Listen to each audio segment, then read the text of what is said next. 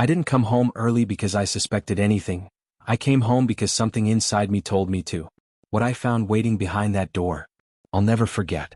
Hey everyone, thanks for stopping by again. I appreciate you taking the time. Today I've got something new to share, a story I never thought I'd be telling. But here we are, and I guess it's time. I didn't know exactly what I expected in that moment.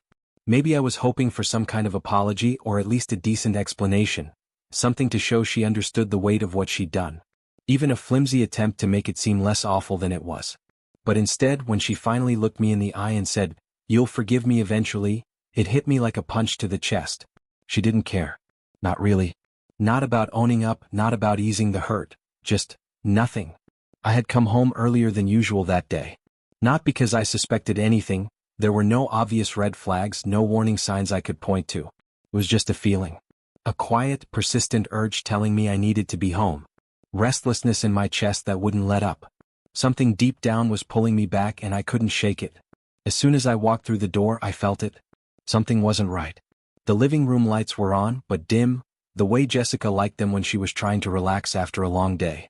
But she wasn't on the couch, no book in her lap, no show playing in the background. The whole house had this strange stillness, like it was holding its breath. Then I noticed her phone sitting on the kitchen counter. And that alone was strange. Jessica never left her phone just lying around. Ever. It was always in her hand, practically fused to her fingers. But there it was, screen still glowing from a new message. That was the first crack in the world I thought I knew. I didn't even have to dig for anything. The message lit up right on the lock screen. It said, "Can't stop thinking about last night." I just stood there staring at it, trying to make sense of what I was reading. My brain couldn't process it, not her, not us. This wasn't supposed to be happening. My hands moved on their own, almost like they weren't mine. I picked up the phone and swiped it open without even thinking. My heart was slamming in my chest like it was trying to break free. The chat was already open. I didn't recognize the name, but that didn't really matter. The words did. There weren't any steamy confessions or dramatic movie-style lines. No, it was worse than that. It was normal, casual, familiar. The kind of closeness that doesn't just appear overnight, the kind that builds over time with history behind it. Then I heard footsteps in the hallway. I turned around, still clutching the phone, and there she was. Jessica. She didn't panic. She didn't stumble over a fake excuse or try to grab the phone. There wasn't even a flicker of fear. Just a moment of recognition in her eyes, like she'd been waiting for this to happen. And then she sighed. Not in frustration. Not in regret. But like she was finally letting go of a weight she'd been carrying. As if, to her, the worst part was over. Then she said it, that one sentence that's burned into my memory like it was carved there with a hot iron. "You'll forgive me eventually." It wasn't a request. It wasn't some desperate appeal for understanding. It was a statement, flat and certain, tossed out with the same ease as if she'd said, "Looks like it might rain today."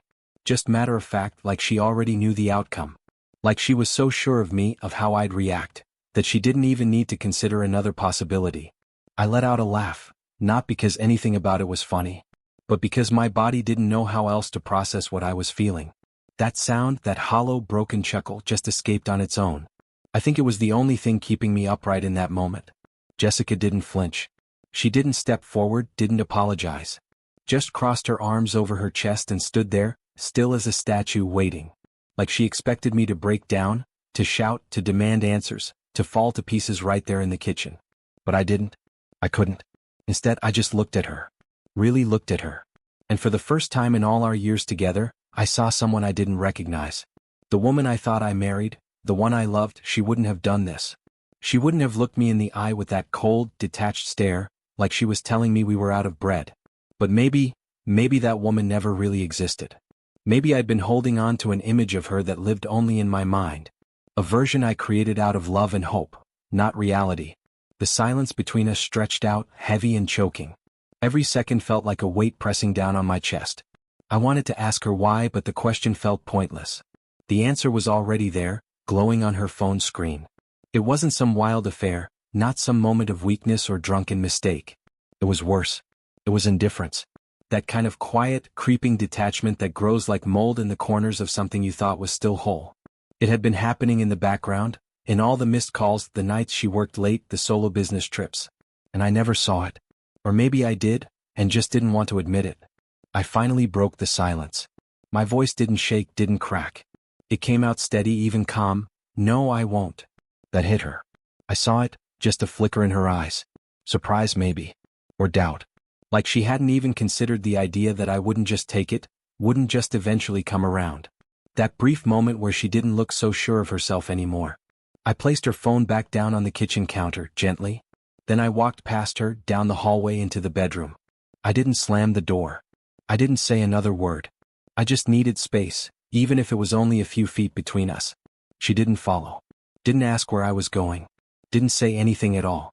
And for the first time since we said I do, I didn't care. I didn't want to hear anything else from her. I sat down on the edge of the bed, eyes fixed on the floor, heart pounding in my ears. My mind was spinning, racing back through every moment that led to this, every missed sign, every excuse she gave. All the nights she stayed late at work. All the trips she said she had to take alone. I thought I was being supportive. I thought I was being trusting. But now I just felt like a fool. Not because I believed in her, but because I ignored what was right in front of me. I had chosen to believe all the little lies, not because I truly believed them, but because facing the truth felt harder. Because deep down, I didn't want to be that kind of husband, the one who questions everything, who becomes suspicious, who reads too much into things and ends up accusing his wife of something awful. I didn't want to be the guy who couldn't trust his own partner. But it turns out the worst had already happened. And I'd been blind to it. I could hear her moving around out there in the other room. Quiet steps. A cabinet opening. Maybe the fridge. She was going about her business like nothing had changed. But I stayed put. I didn't want to go out there. I didn't want to see her face, that same face that had looked me in the eye and said, "You'll forgive me eventually," like it was a minor hiccup in our day. Like she'd misplaced her keys or forgotten to grab the mail. As I sat there, I started running the last few months through my head like a slow-motion replay. Every little moment that hadn't felt right suddenly slotted into place. The business trips she said were last minute, the nights she worked late without explanation, the growing space between us, the way she guarded her phone like it held national secrets.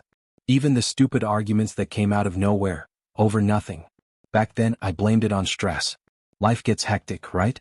Relationships go through phases. That's what I told myself. But I see it now. She had already detached. She'd pulled away slowly, like someone easing their hand out of a grip they no longer wanted to hold. She must have been rationalizing it to herself. Telling herself she had reasons. Reasons to feel distant.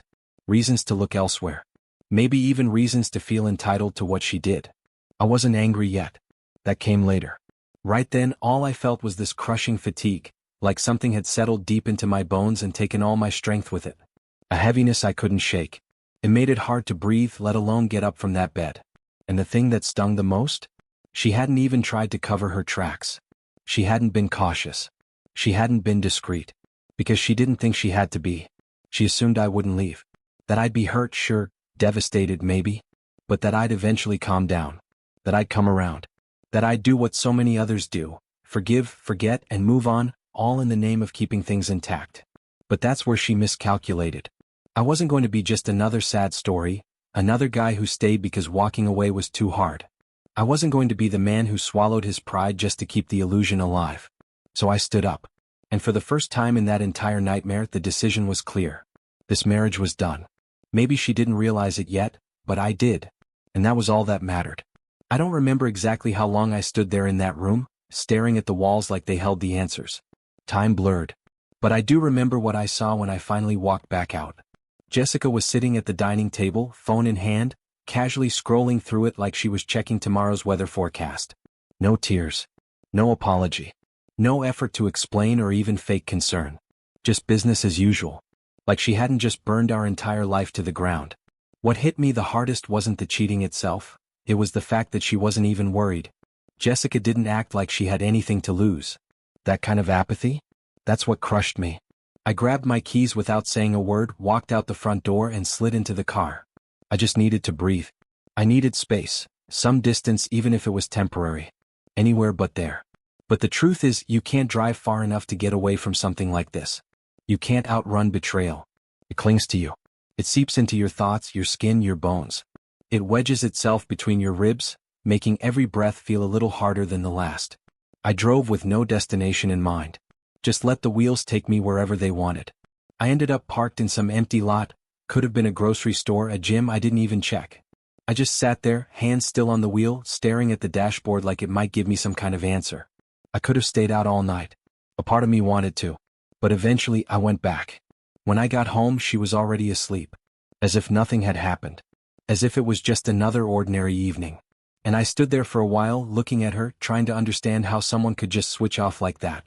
Like we hadn't just crossed a line that couldn't be uncrossed. And for a time I let things be. Not because I had forgiven her. Not because I wanted to repair anything. But because I needed to know what she'd do next. Would she acknowledge what happened? Would she try to talk about it? Would she offer any kind of explanation, any hint of remorse? She didn't. The next morning she got up and slipped back into her routine like nothing was different. Made coffee. Checked her emails. Glanced out the window to comment on the weather. Like the night before hadn't happened at all. I sat across from her watching, not speaking, not moving much. Just observing. Waiting. But nothing came. No mention of what she'd done. No apology. Not even a half-hearted attempt at small talk. So I tested her. I didn't bring it up either. I wanted to see how long she could carry on like this. How long she could pretend that she hadn't shattered something between us. Something that, for me, couldn't be put back together. Days went by. And the silence became its own language. She still came home late. Still kept her phone close, screen down. Still walked past me like I was just a fixture in the house. A chair, a coat rack, something she didn't have to think about anymore. But everything had changed for me. The home we shared, the place that had always felt like a safe haven, suddenly felt like unfamiliar territory. The walls seemed closer somehow, like they were pressing in. The air felt thick, harder to breathe. Even the sunlight that came through the windows seemed different, harsher. Like it was illuminating all the cracks I had ignored for so long. I stopped eating dinner with her. I stopped answering when she tossed out her half-hearted, routine questions about my day. Because I couldn't pretend anymore. Not even a little. I stopped pretending we were just going through some rough patch. One of those phases couples push through and come out stronger on the other side. Because this wasn't that. This wasn't temporary. This was what came after the damage. This was the aftermath. And the truth was, I didn't know how much longer I could keep living inside of it. Jessica kept moving through life like nothing had shifted. Like the silence between us wasn't crushing. Like the empty space I left in our bed each night didn't mean anything. Like she hadn't set our entire life on fire and expected me to just stay behind and make a home in the ruins. So eventually I pushed it. I didn't plan to. I wasn't sitting around waiting for the right time. That moment had come and gone the night she looked me in the eyes and said, "You'll forgive me eventually." I just came home one evening, saw her on the couch with her laptop, casually typing away, and something in me snapped. "We need to talk," I said, standing there in the doorway. She didn't look up right away. Just finished whatever she was typing, closed the laptop with a soft click, like she was doing me a favor by pausing her evening. "Okay," she said. That was it. No sense of urgency. No concern in her voice. Just that same flat, emotionless okay that I'd heard 100 times before. I sat down across from her. I wasn't playing along anymore. "How long?" I asked. Her lips pressed together, not tight, just slightly, enough to show she hadn't expected me to lead with that. There was a flicker of something in her expression. Then it passed. "Does it matter?" she said. I let out a short, dry laugh. "Yeah," I said. "It does." She sighed, finally leaning back into the couch, arms crossing over her chest. "A while," she said. I nodded. I already knew. But hearing it out loud from her, it hit differently. More final. Like her saying it made it real in a way it hadn't been before. "Why?" I asked her. She tilted her head slightly, studying me like I'd just asked her to solve some complicated puzzle. "Because I could." I blinked. "That's it." She shrugged. "What do you want me to say? That I was miserable? That I felt stuck? Would that make you feel better?" It wasn't the words that hurt. It was how she said them, without hesitation, without effort to soften the edges. Like she'd already accepted that I knew the truth, and there was no point trying to dress it up. "You didn't even try to hide it," I said, shaking my head slowly. "Did you want me to find out?" She paused for a moment, then said, "I didn't care if you did." I just stared at her. All this time I'd been trying to understand. Trying to make sense of it. Why she had done it. Why she'd stayed. Why she looked me in the eye that night and assumed I'd be the kind of man who would just take it. And sitting there, I finally understood something. She never really thought she had anything to lose. At some point I realized I probably would forgive her, not for her sake but for mine. Not to fix anything, not to go back, but because holding on to that level of pain forever? It's like carrying a fire in your chest that never cools down. But that wasn't the revelation that broke me open. What truly hit me in that moment was that I had been asking all the wrong questions. Jessica didn't do this because she was lost or confused. It wasn't because she had fallen for someone else, or because she was searching for some emotional connection she felt was missing in our marriage. She did it because I simply wasn't part of the equation. I was never even in the room when she made the decision. I wasn't someone she actively betrayed, I was just someone who stumbled across the truth. I was background, an afterthought. And something inside me clicked right then, a sharp, cold realization that stripped away the last bit of power she held over me. The last thread that kept me tangled in the why and the how finally snapped. I leaned forward, elbows resting on my knees, and looked her directly in the eyes. "You think I'm going to stay?" Her face didn't move. No shift in her expression. Not even a twitch. "You really think I'm just going to get past this? That one day I'll wake up and decide none of this was worth walking away from?" Still nothing. But then, just for a second, there it was. A flicker. Not guilt. Not sadness.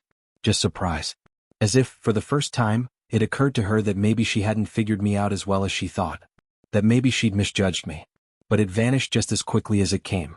She recovered fast, slipping right back into that calm, emotionless mask. The same one she wore when she told me without flinching, "You'll forgive me eventually." That quiet, smug confidence, like she still believed none of this would really change a thing. She thought she had me pegged. Thought I'd lose it, yell, demand answers, maybe throw something. Maybe I'd even storm out for a few hours before coming back to pretend none of it happened. But in her mind I'd stay. In the end I'd always stay. She had no idea what was coming. I stood up, slowly, steadily. I didn't raise my voice. Didn't ask anything else. I had all the answers I needed. I grabbed my jacket off the back of the chair, turned, and walked past her without saying another word. "Where are you going?" she asked finally, a hint of curiosity breaking through her indifference. But I didn't answer. I didn't even slow down. Because whatever this had been, it wasn't her game anymore. That night everything changed. I didn't sleep that night. I couldn't. My mind was wide awake, sharp, focused in a way it hadn't been for weeks. Maybe even months. I had spent so long moving through the fog of this slow-motion collapse, unsure of where it was all going, unsure of myself. But now everything was crystal clear. I finally knew what needed to happen. And it wasn't revenge I was after. I didn't want some dramatic meltdown or some master plan to make her suffer. That's not what this was about. The truth is, she'd already lost me. Whether Jessica realized it or not, she had already thrown away the one thing that mattered. That was punishment enough. What I wanted now was freedom. First thing in the morning I called a lawyer. I had no clue what I was getting into. Divorce was a road I never imagined I'd be walking. But I was done hesitating. Done lying to myself, pretending that there was still something here worth salvaging. The moment I made that call, I felt a shift inside. Like I'd finally chosen myself. The paperwork. The division of property. The legal procedures. I didn't care how long it took. I was ready for all of it. I was ready to make this real. Jessica didn't see it coming. Not truly. She noticed something had changed, that much was obvious. Anyone would have. I stopped participating in the quiet war we'd been waging. I stopped giving her the cold shoulder like I was waiting for her to make the next move. I stopped reacting altogether. She wasn't the center of my world anymore. And it rattled her. I could see it, the confusion in her eyes when I didn't rise to the bait, didn't get caught in her passive digs or silent games. She expected tension, drama, some emotional backlash. But there was nothing left for her to provoke. Nothing she could pull from me anymore. And then came the moment she hadn't prepared for. I came home one evening, walked into the kitchen, and calmly dropped a thick stack of documents onto the counter. The weight of it made a soft thud against the wood as I slid it across to her. "You need to sign these," I said. She glanced down at the papers, then up at me. Her face was unreadable, but I could tell she still thought this was some kind of bluff. "You're serious?" she asked, her voice flatter than I expected. "Completely." And for the first time in all of this, she hesitated. That caught me off guard, because up until then she had been so sure of herself. She had spent so long convincing herself this was just a phase, that my anger was a storm I'd eventually come down from. That I'd go back to being the man who let things slide, the one who didn't push back. But in that moment she finally understood. I wasn't coming back. And for the first time she was the one who didn't know what to say. She was the one scrambling. "We don't have to rush into this," she said, her tone calm, calculated, like she was trying to regain some kind of footing. Her voice was carefully measured, as if she thought choosing the right words might somehow rewind what had already been set in motion. "We can take some time to." But she didn't finish the sentence. Her mouth closed abruptly, and I watched as the realization finally hit her. This wasn't a negotiation. This wasn't a bluff. I wasn't trying to scare her or get a reaction. This was the end. Something flickered across her face then, not sorrow, not heartbreak. Something closer to fear. But it wasn't fear of losing me. It wasn't even about what she had done. It was the fear of losing control. She wasn't the one calling the shots anymore. And that terrified her more than anything else ever could. She didn't sign the divorce papers that night. I knew she wouldn't. Signing them would have meant admitting that she no longer held any power over me. And this, whatever remained between us, it wasn't about love, guilt, or remorse. It was about control. For the first time since all of this began, that control had slipped out of her hands. And watching her grapple with that shift, it was revealing. The days that followed were strange. Tense but quiet. She tried subtle things to regain the upper hand. Little gestures, emotional bait, moments where she'd shift her tone like she was pulling at strings she thought still held weight. But there was nothing left in me for her to manipulate. It was like a slow, bitter poison had settled into every corner of my mind. And it wasn't just the betrayal that haunted me. It was how it hung between us, constant, silent, toxic. A presence in the room that neither of us acknowledged, but both of us felt.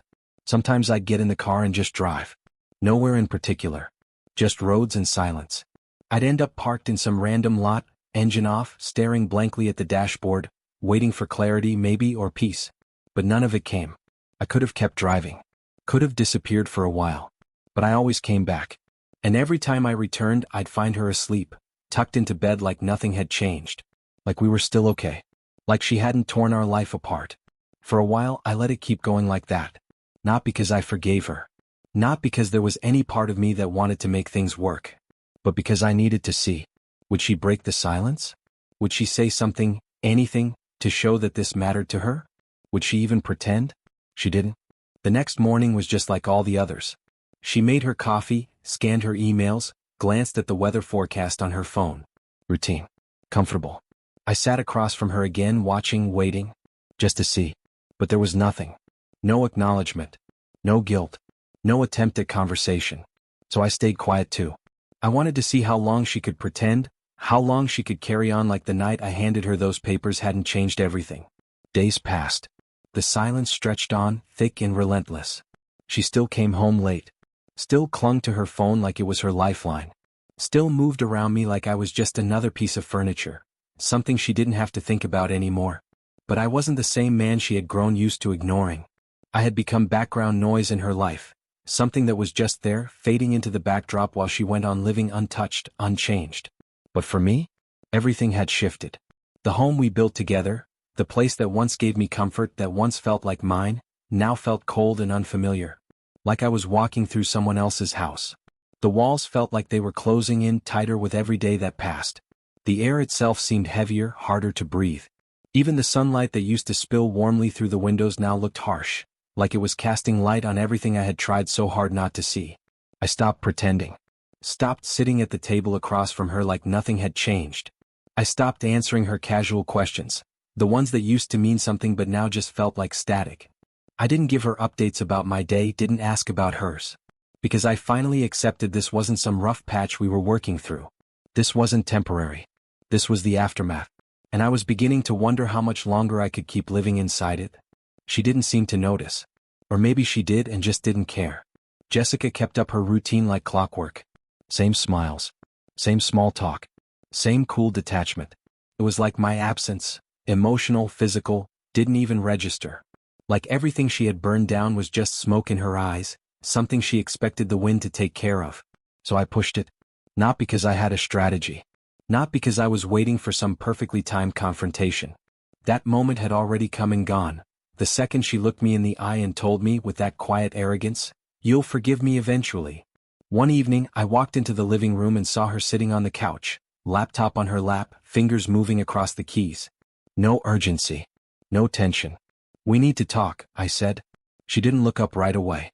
Just finished what she was typing, then slowly closed the laptop, like she was doing me a courtesy, offering her attention as a favor. "Okay," she said, barely sparing me a glance. No concern. No hesitation. Just that flat, distant okay that made it so clear she still thought she had control. I sat down across from her, eyes fixed on her face. I wasn't playing her game anymore. How long? I asked. Her mouth tightened slightly, just enough to let me know she hadn't expected that question. Her lips pressed together into a thin, unreadable line. Does it matter? She said, her voice tinged with boredom, like she was already tired of the conversation. I let out a dry, humorless laugh. Yeah, it matters. She sighed, finally leaning back into the couch, arms crossed, defensive now. Distant but not quite as comfortable as before. While, she said. I had already figured that much. But hearing her say it, aloud, without remorse, it landed differently. It made the truth settle deep in my chest in a way I couldn't shake. Why? I asked. She tilted her head slightly, eyes narrowing, like I'd asked her a riddle. Studying me, trying to figure out what kind of answer I was hoping for. It was like I had asked her a question that was too complex for her to even pretend to care about. Because I could, she said with a shrug, like that was the most natural, obvious answer in the world. That's it. I pushed, not because I didn't understand, but because I needed to hear her say it again, to make sense of the cold indifference in her voice. She gave a small sigh, her tone flat, like I was the one being unreasonable now. What do you want me to say? She asked, tilting her head. That I was unhappy? That I felt stuck? Would that make you feel better? It wasn't what she said that wrecked me. It was how she said it, without pause, without emotion, without even the decency to pretend like this conversation mattered. No regret. No apology. Just the same empty detachment she'd carried from the moment I found out. She wasn't trying to soften the blow, because in her mind, it didn't need softening. She knew I saw it. She knew I had all the pieces. And in her eyes, there was no need to dress it up anymore. You didn't even try to hide it, I said quietly, shaking my head. Did you want me to find out? There was a pause, the briefest hesitation, and then, I didn't care if you did. I stared at her, and in that moment, whatever remained of the world I thought we'd built together, it shattered completely. All the beliefs I held about who we were, what our marriage meant, what she meant to me, gone. She hadn't done this because she was confused or lonely, or searching for something I failed to give her. She had done it because I was never even in her line of sight when she made those choices. I wasn't someone she betrayed. I was just someone who happened to find out. And then, something inside me shifted. Cleanly. Permanently. The final piece snapped into place, and with it, the last thread connecting me to her snapped too. I leaned forward slightly, elbows on my knees, locking eyes with her. You think I'm going to stay? Her expression didn't waver. She didn't blink. You think I'll just move on from this? That one day I'll wake up and decide none of this is worth leaving for? Still nothing. She just sat there, still, composed, waiting for me to break. Waiting for me to lose it, to cave in, to show her she still had that hold over me. But I didn't. You're wrong, I said. Come. Steady. Final. And that was it. No more words. I stood up, grabbed my jacket from the back of the chair, and walked past her like I was walking through a shadow. Where are you going? She asked, and for the first time, there was a trace of curiosity in her voice, a sliver of something that almost sounded human. But I didn't answer. I didn't even slow down. Because this time she didn't get to follow. That night, everything truly ended. Sleep never came that night. My mind was too alert, not racing, not chaotic, just clear. Sharper than it had been in weeks. Maybe months. I had spent so long buried in confusion, trying to make sense of something that never did. But now I knew exactly what I needed to do. And I wasn't angry. That part had passed. I didn't want revenge. I didn't need a dramatic showdown or some grand performance to prove a point. I didn't want to hurt her. I just wanted out. What I needed was freedom. The very next morning I made the call. Reached out to a divorce lawyer. It felt surreal saying the word out loud. Divorce had always been something that happened to other people. Strangers, stories, statistics. Not to us. Not to me. But it was happening now. And I wasn't backing down. A few days later, I walked into the house after work, papers in hand. I didn't say anything dramatic. No long preamble. I just walked into the kitchen, dropped the thick stack of documents onto the counter with a quiet thud, and slid them across to her. You need to sign, I said plainly. She looked down at the papers, then up at me, still wearing that mask of calm she had perfected over time. But I could see the faint edge of something behind her eyes. Disbelief, maybe. Or uncertainty. You're serious? She asked, her voice flatter than usual, but the undercurrent was there. I am, I replied, reaching into my jacket pocket and pulling out a pen. I placed it gently beside her hand. She didn't reach for it. Instead, she hesitated, and that alone told me more than any words could have. Jessica had always been composed, always in control. But now she was stalling. Trying to buy time. Trying to take back ground she'd already lost. "We don't have to rush into this," she said, her voice low and deliberate, like she was trying to sound reasonable, like she thought she still had a say in how this would go. "We can take a step back. Talk." But I didn't need to talk anymore. And deep down I think she knew it. After that, she tried subtle ways to reverse course. Little calculated moves designed to reel me back in. She made dinner. Set the table like it was a normal evening. Poured the wine. Made small talk about things that didn't matter. But it all felt like a performance. Hollow, rehearsed, a desperate play for control. None of it was real. And none of it could erase the truth. Then one morning it happened. She signed. Not because she believed in what she was doing. Not because she agreed. And definitely not because she had come to terms with it. She signed because she finally understood. I wasn't giving her another chance. There was no turning back. Her hand trembled slightly as she pushed the papers across the table. The silence between us stretched, heavier than it had ever been. And then, finally, she asked the one question she had been holding in since the beginning.